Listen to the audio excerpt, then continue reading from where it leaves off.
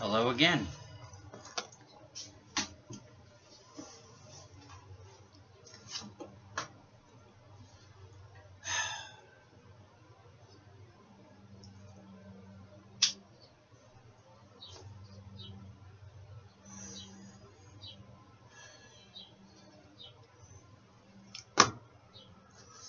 As promised,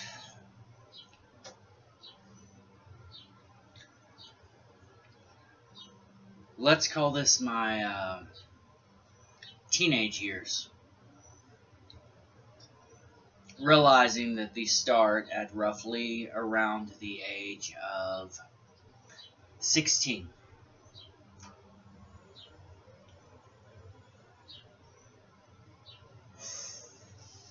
I had went out and played a...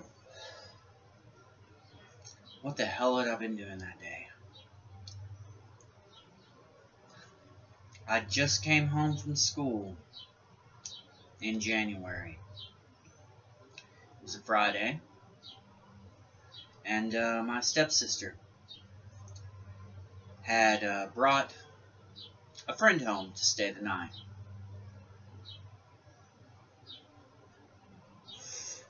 She was beautiful.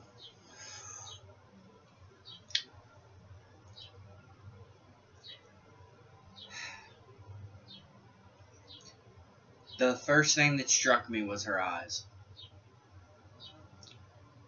Giant doe eyes that you could stare into for hours. Somehow, I guess there was some resonance there already.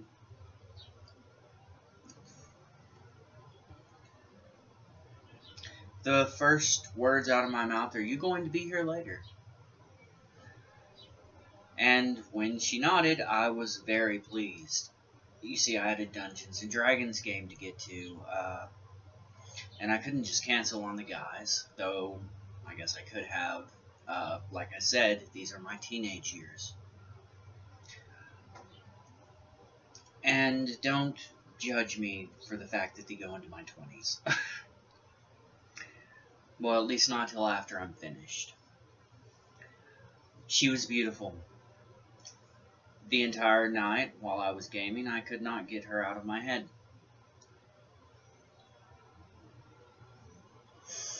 When I returned, roughly 10 o'clock, sideways glances when I could.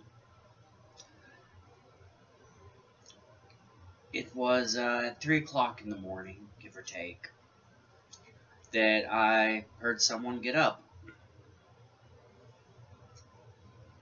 I go into the kitchen and she's sitting there, unable to sleep.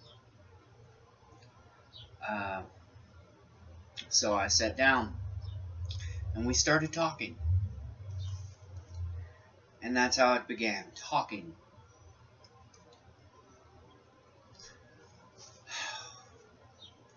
We spoke of relationships. How sometimes it just doesn't work out. I was to a point in my time when I thought, being 16, I thought my life was over, I would never find anyone. And yet, here was this beautiful girl talking to me.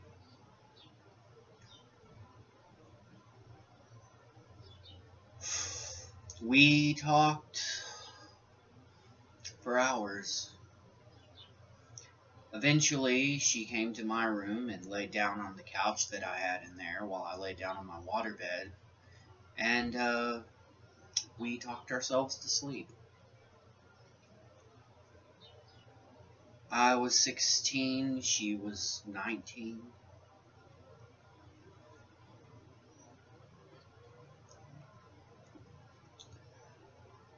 The next day, she had to go home. It was a long car ride.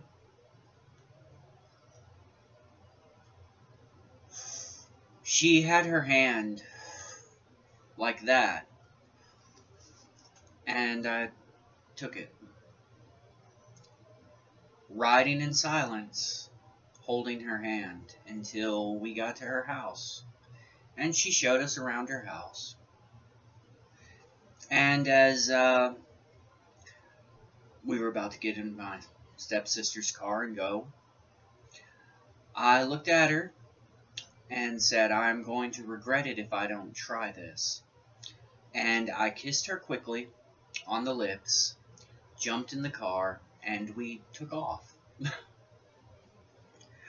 This started a long string of phone calls back and forth every day, long distance, much to my parents' dislike.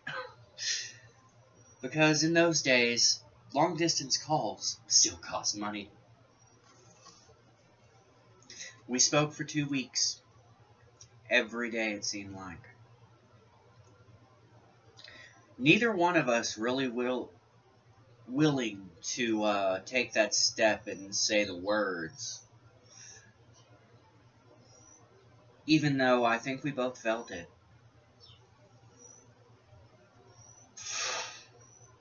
For me, it was very, very different. I had thought that I loved women. In my case, girls. But I'd never been able to not put them out of my head when I went to do something else. And I couldn't get her out of my head. Ever. She was always somewhere there in the back of it. I came home 2 weeks later, unbeknownst to me that she was coming down, and sprawled across my bed is my name and the words I love you in a beautiful banner. Kind of a Team Spirit style banner, if you will.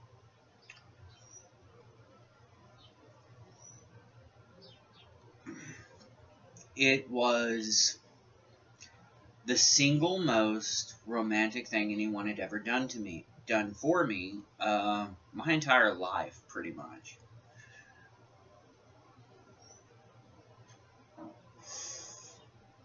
And then we talked. I remember the uneasiness of discussing how far we should go, or how far she would let me go, rather, which turned out not very far at all. I do remember that my mother walked in on us, and she had her shirt up, and I was observing the goods, so to speak, and it was probably the most embarrassing thing that had ever happened to me up until that point.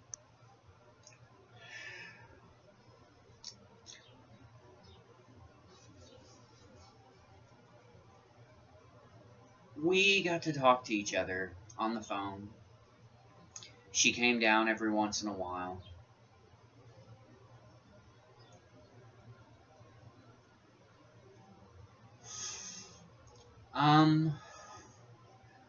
Somehow, I remember we took a long drive to Mullen to see some of my stepsister's old friends from there. The entire time, me singing Backstreet Boys in her ear. And we just sat there together watching a basketball game.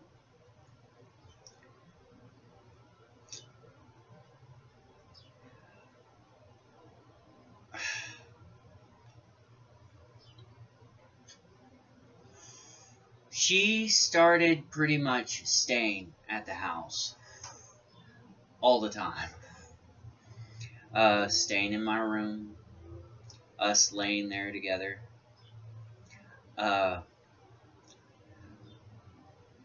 She would let me remove her clothing up into a point, and then make me put it all back on her. Never doing anything else. It was the first time that I'd met a girl that was actually, I suppose, wholesome enough to say no. Didn't give in to the pressure, as it were.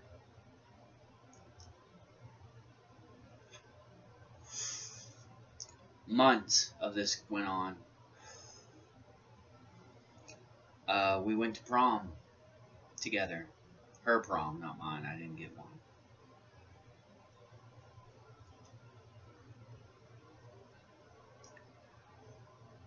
It was months of it. Long conversations.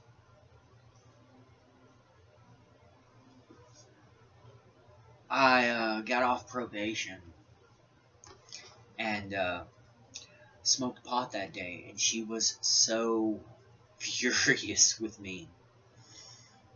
So very furious with me for doing that. Because when she met me, I didn't smoke pot. I was on probation after all. It upset her so much that I was just like, it's not worth it. She refused to kiss me after I'd had a cigarette or a cigar that I used to smoke then. Making me go and brush my teeth about 20 times before she would give me a kiss. And I threw them down because, I don't know, to me, not being able to kiss her was not worth it. I'm sure most people have experienced one of those relationships where you can just lay there kissing and talking, and that's good enough. That was my relationship with her. Eventually, of course, things did go further. We held off forever. Or so it seemed to me at the time, being a kid. And eventually, she had gotten her own job, gotten her own house. And my mother had made her go down there. And she came knocking on my window because she had been alone and scared. And she came in and laid down beside me. And we were talking and kissing and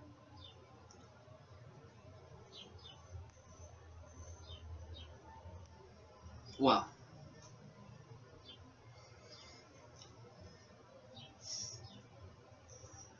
every other time had felt like a conquest, a triumph.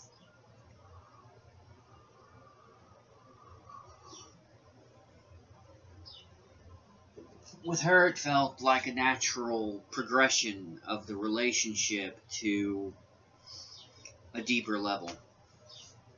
I don't know how else to describe it. For me, it was a spiritual experience.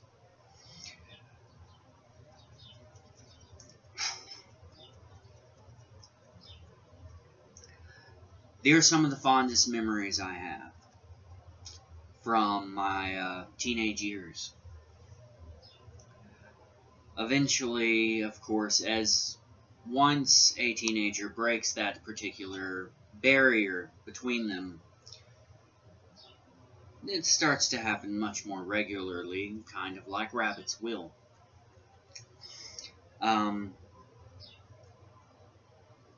She lost that house, and along with a lot of her stuff because of me. Really, because of me. Moved into another one. And that house, to this day, is a place that I hold very dear. I would love nothing more than to buy it up and fix it up and make it look the way it used to, for memory's sake. Right now, it's falling to the ground. Kind of as a homage to my childhood, I guess. A silly thought, but what you gonna do with silly thoughts?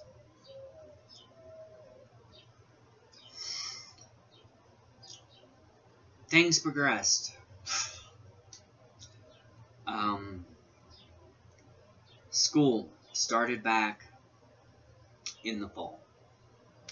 She was out of school, having graduated, and I was in school, having not. I had one more year to go.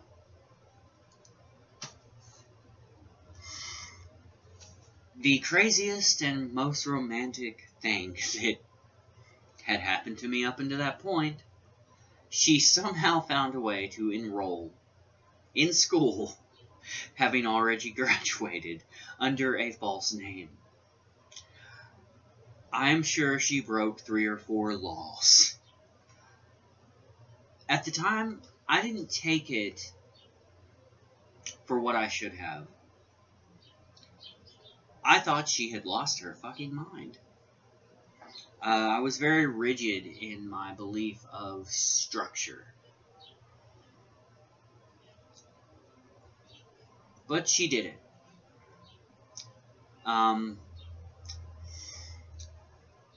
It was over this incident that she ended up moving to a place called Brownsville. And we kept phone calls, as it had been in the beginning. So heartsick without her that I convinced my parents to let a 16-year-old boy ride a bus. 18 hours to go see her. And life would have been much different had I just stayed. Instead, after 2 weeks, I missed my friends, I missed my family, and we came back together.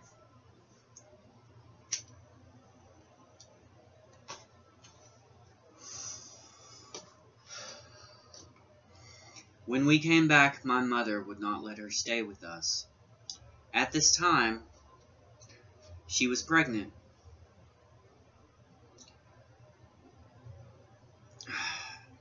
With my son. And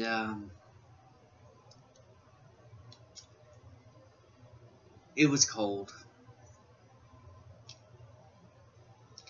But apparently, she ended up out on the streets of a small little town with nowhere to go, and me too much of a pussy to defy my parents. And I should have. She, about 3 o'clock in the morning, came knocking on my door, and I let her in, and she slept there.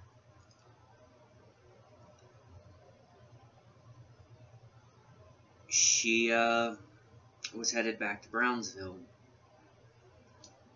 and I probably should have went with her. And I was scared. It's not an excuse now, but I was a scared teenager.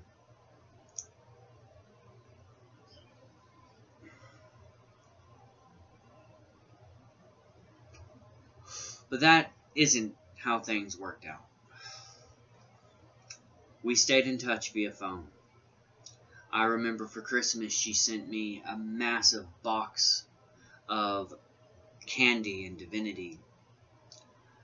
And I made myself sick eating all of them, but they were delicious.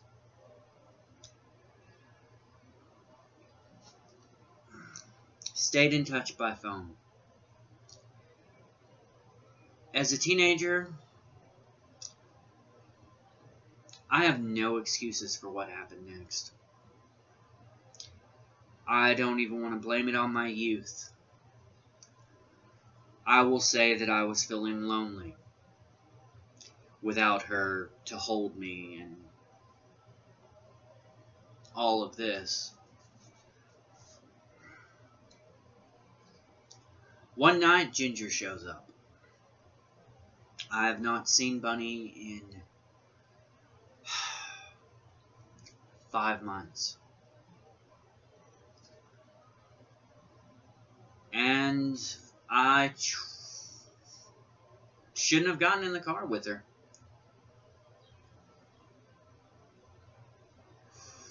We went out, we had a good time, so to speak. And I thought I was in love. And I wasn't. I know that now, but you could not separate in my mind at the time love and lust. Which is difficult for some teenagers. Apparently, I was one of them.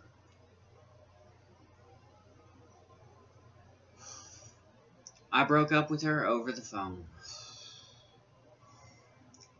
Cold and calculating and cruel.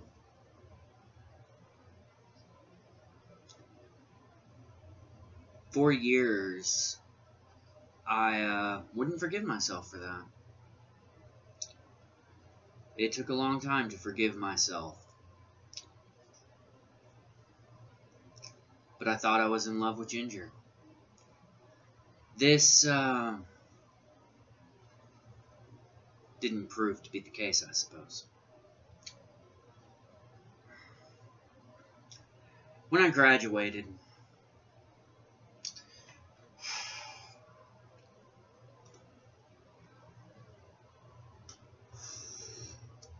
I moved immediately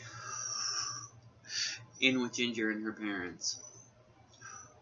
The thing that I had feared doing so much, I went and did anyways. And I was supposed to get a job. Never did. But me and Ginger did end up sleeping together. Naturally. It was underneath the bridge where we first tried something, to very little avail, mind you. And then later, as everybody in the house lay sleeping after a big Sunday dinner in the kitchen floor,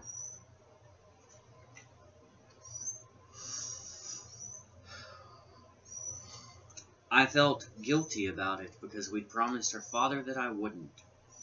But I kept doing it, so I obviously didn't feel that guilty. Eventually, we told on ourselves because of my guilt. And I ended up moving back to Coleman. Almost immediately, I got a job working at the Tradewinds Cafe with my friend Thomas and his then girlfriend Rachel. The three of us ended up getting in a small house together.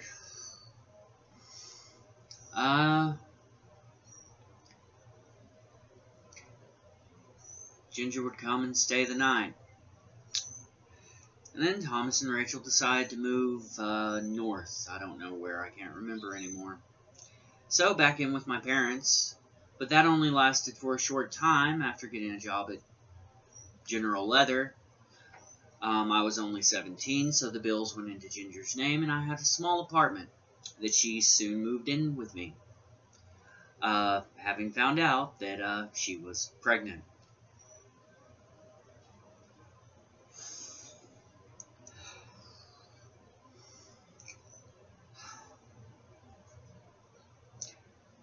We, lived our life, or tried to. During the time I lived with Thomas and Rachel, few girls showed up, and I admit I was attracted to them. And I tried. I really did. That should have been the first sign to me that this was not the girl that I needed to end up marrying. But she was pregnant with my child, and so I did. She graduated early.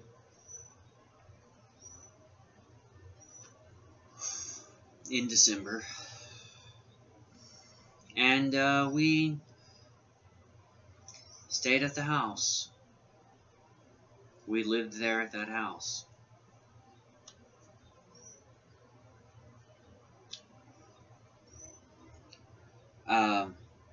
for a wedding present in June. Or was it July? I don't even remember now. My grandfather gave us a trailer house in the middle of nowhere.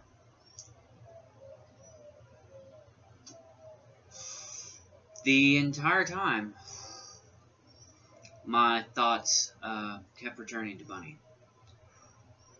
And I probably should have acted on that, but I never did. I tried to build a life and tell myself that I was happy when I wasn't. And that was wrong. I know that now, but there's nothing you can do to change the past.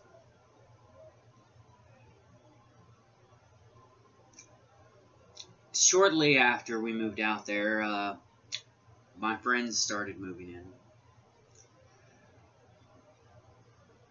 It was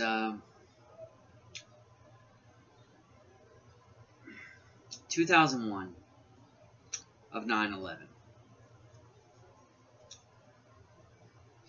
I was out job hunting, and when we got there, I watched the towers fall, filled with rage and pain, I guess,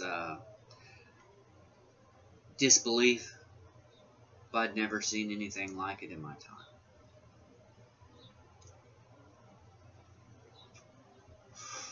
I was ready to join the army. I really was. And Bunny called me on the phone. And I blew her off. I shouldn't have done that. I'm pretty sure I shouldn't have done that. Trying to get me to sign a paternity thing that I should have already signed months ago.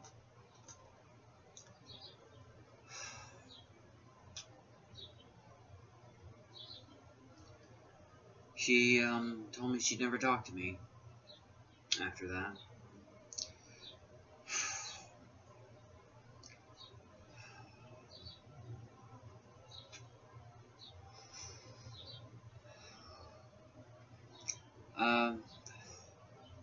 On the 24th of that month, my daughter was born. Beautiful baby girl.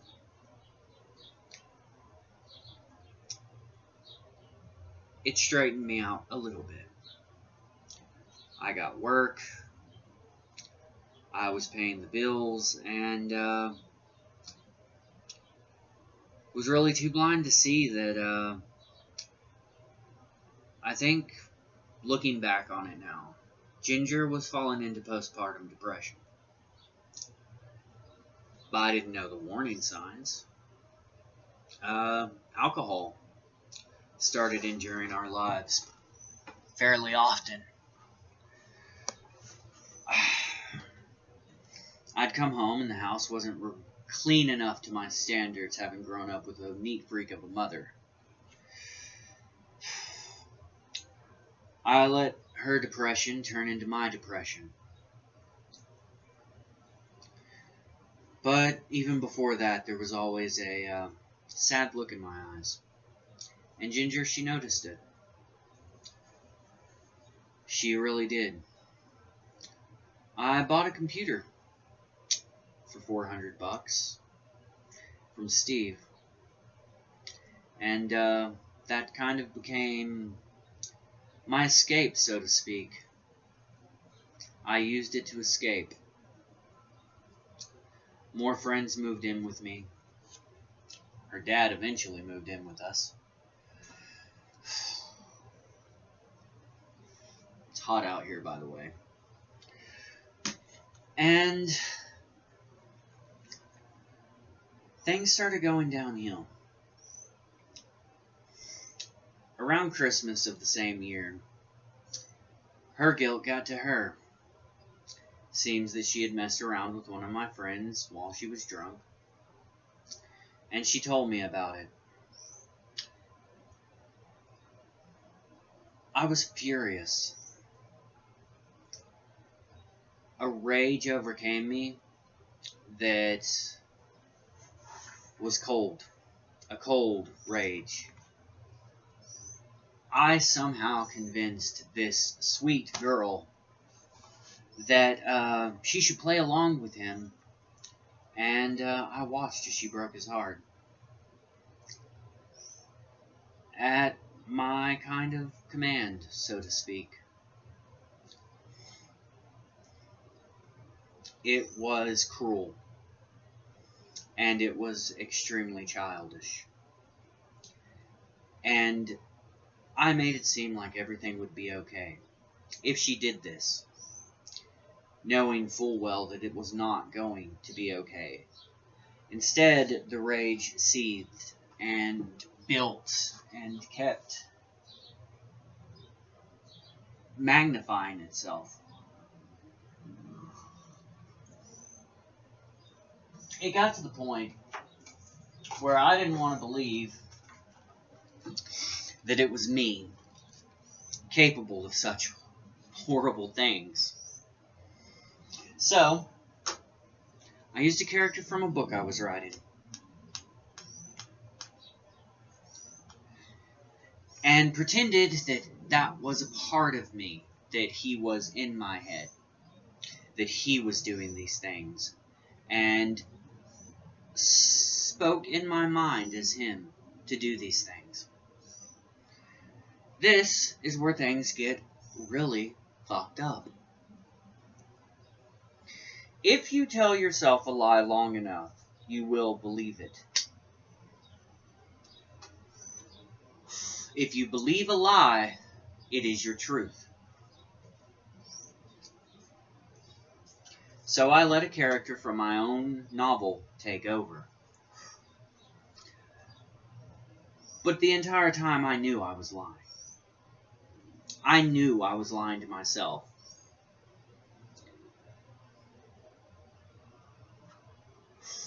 I started studying dissociative identity disorder in depth.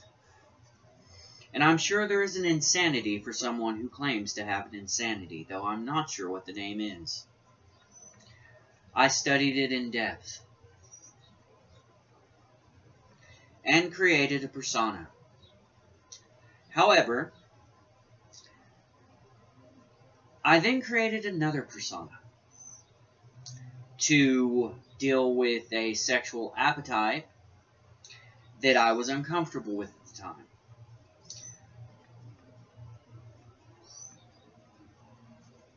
I will be honest, I enjoy inflicting pain on people in a sexual fashion. It is known as a sadist, and I was very uncomfortable with being a sadist. Extremely uncomfortable with it. Not to say that there were not times that came out.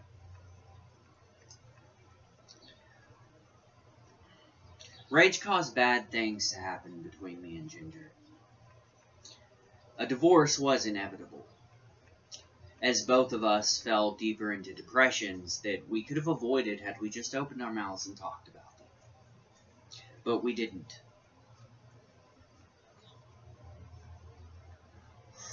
We didn't talk about them. So, she did it again. She messed around with somebody else.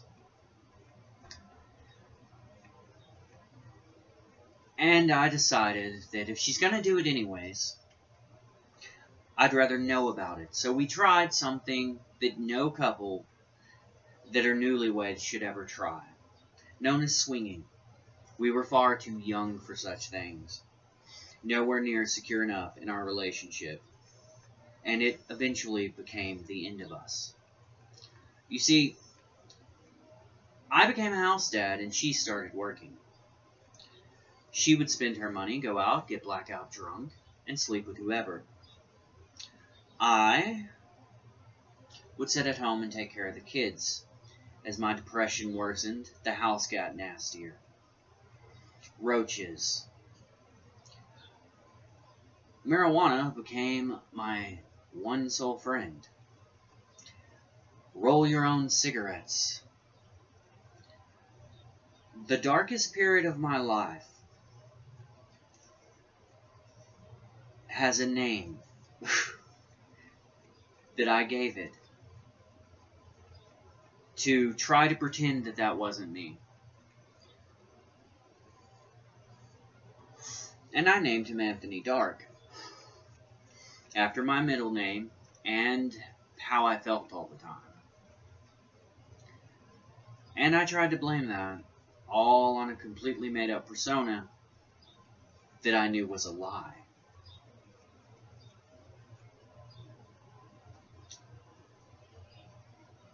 Having thought that I had lost control, I also created Lily. If you've read my books, you know these names. The events in the book are not a complete book at this point, are not what actually transpired. They are inspired by some of it, I will admit. Lilith was the sadist. The abuser. The one that liked to bite you as hard as she could and claw your back and harm you.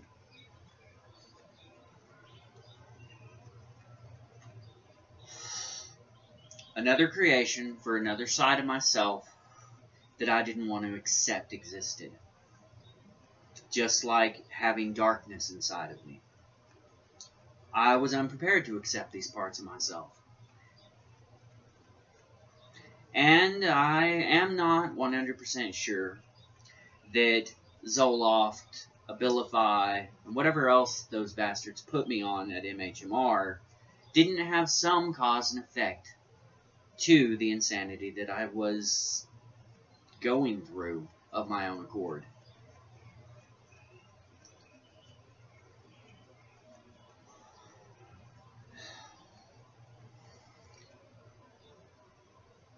Things got so bad, and vodka and sweet tea mixes well, by the way. We played games with our friends known as strip poker por favor, to get people out of their clothes and to do things that people normally wouldn't do. I won't name the names of the people that were involved in these games other than myself and Ginger, because that's probably a secret to most people. But unfortunately, when you marry someone, their secrets become your secrets when you commit them together. Things progressed worse and worse until my friends, my D&D friends, could no longer stand me. That's before, of course, the swingy shit happened.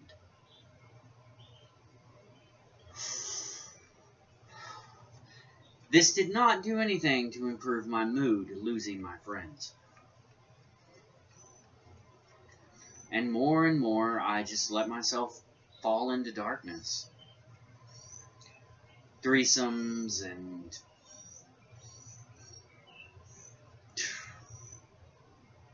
sex became a drug, as powerful as the pot.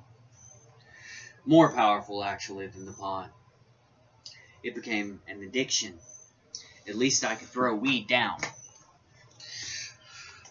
But not so with that.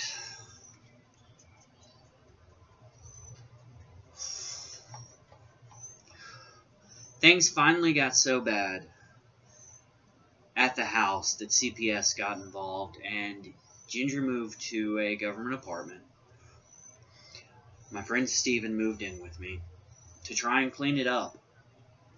And we did. We tried to clean it up, but eventually we ended up moving out to the Shiloh apartments instead.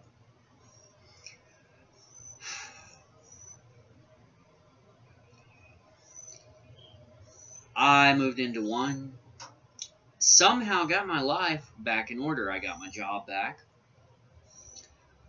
I was working, pretty good worker actually. Lo and behold, she gets pregnant again. I should mention that during that time we had a son. We had a daughter and we had a son, and then she was pregnant again, and she came back to me, and I moved her into the government apartment with me. Not the government apartment, the Shiloh's with me. And despite the fact that I had been somehow making it on my own, when she moved in, despite us both having a job, we no longer could make it for some reason. We ended up moving in with her parents again. I kept working, and we got income tax and fixed the car, got a new computer, and I decided that I was going to use the computer to make something great out of myself. I ended up quitting my job, but I did not look for another one. And in the meantime, her and Stephen had grown closer, to say the least.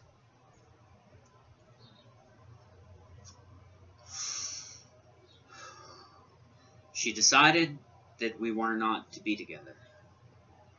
And yes, there is much more to the story.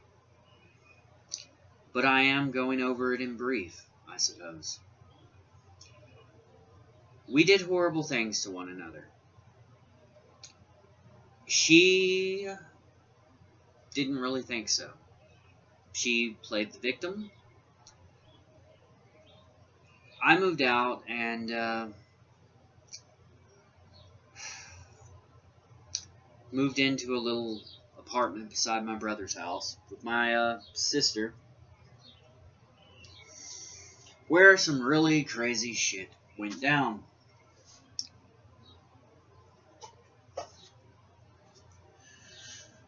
Yes, meth was involved, though I was not taking it knowingly.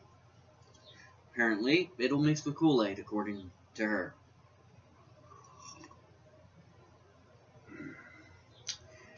It was during this time that the invention of Little Lynn was born. And perhaps you will see that one day. It's some of my weirder, darker shit. I was still working, though, paying all the bills, and they weren't paying much of anything. And I kicked them out because I was paying the bills, because it was driving me nuts. And lived there on my own.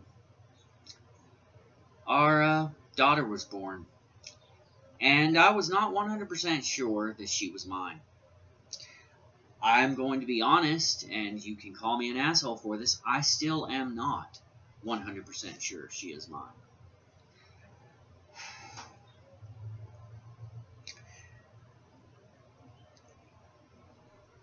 Ginger kept trying to force me to sign the agreement that she was mine. One could describe it as a nervous breakdown. One day at work, I just went a little weird, went back to the MHMR because I didn't know how to handle my shit.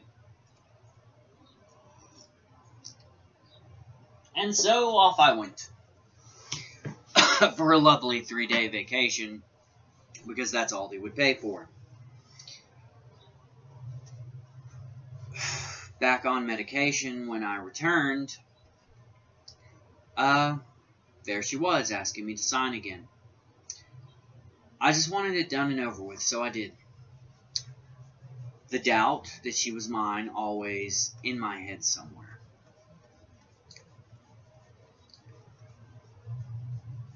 Shortly after that, I moved out of there. I lost my job. I lost pretty much everything, so away I went.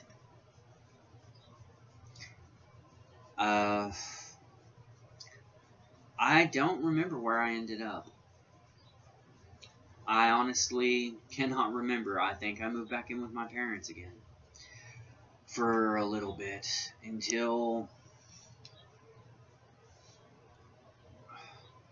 They got a house right behind their shop, and I moved in there with my little brother and myself. But time may be a little weirded on that. I'm not real sure how that functioned. Uh, I do know that in 2006, I do believe Ginger was pregnant again with her and Steven's child, or something to that effect. I can't exactly remember. Maybe that came after. I don't know. Anyways, I was living there at this house. Things were coming and going quite well. I had another small nervous breakdown, but I didn't go anywhere for it. And then I started partying pretty much all the time. I didn't want to think about it. I didn't want to accept responsibility for anything.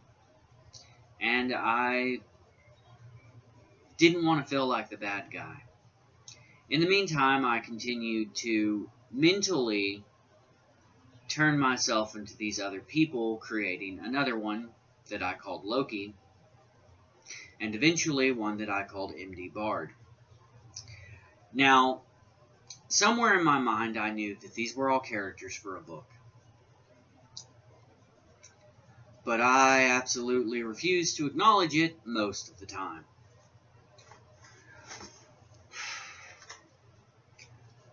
There were girls, I admit, I had flings with. The one that turned out to be the worst possible scenario for me was in 2006. I started messing with this girl, and one day decided that I was going to take my car and I was just going to drive away. Now, I have no proof that there was meth in the weed. I suspect it might be possible, because she decided she was going to go with me, just as friends now. But before we did, we stopped by and I took my first hit out of a light bulb. For those of you who considered that a good idea, it's not. It's the dumbest thing you can do, because it only really takes once for you to be like, oh, this ain't so bad. And then it only takes twice for you to be like, I need more. My frame should not go below 180. And yet I dropped to 160, 140. I could see my ribs, and I thought I looked good. What I actually looked like was my very vision of Lilith.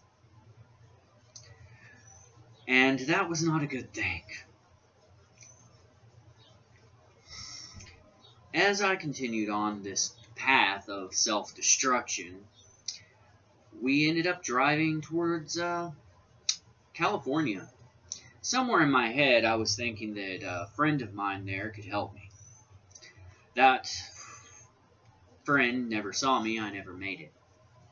We turned around in Arizona, and I took her back and ended up living there with her, doing meth for a while, until I cracked completely.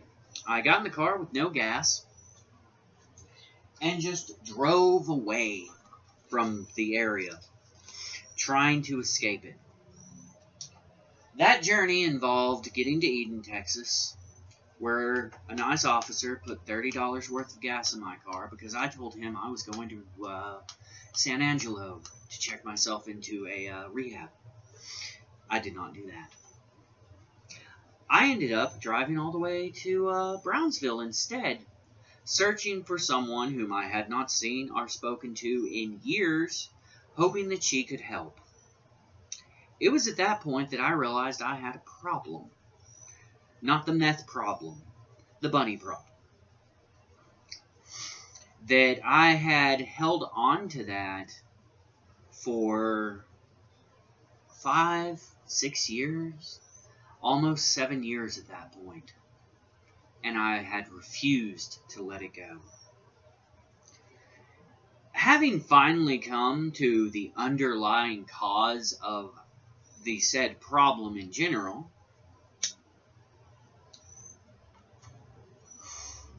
I never met her down there. Don't even know if she was there.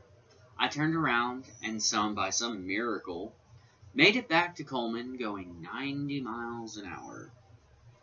Got pulled over, screamed at the cops, and my parents forced me into 4 months of house arrest to make sure that I was off that shit. I was allowed to have some marijuana because it helped with the withdrawal symptoms. 4 months is not really that bad of a stint compared to what I have seen other people do. However, it was bad enough for me to know that I never need to touch that shit. Ever, ever, ever again. And neither does anybody else. It seems strange to end my teenage years on such a fashion that meth made me grow up, but it did. It changed me in a way that is undescribable from who I was. With that in mind, I will pick it up next time.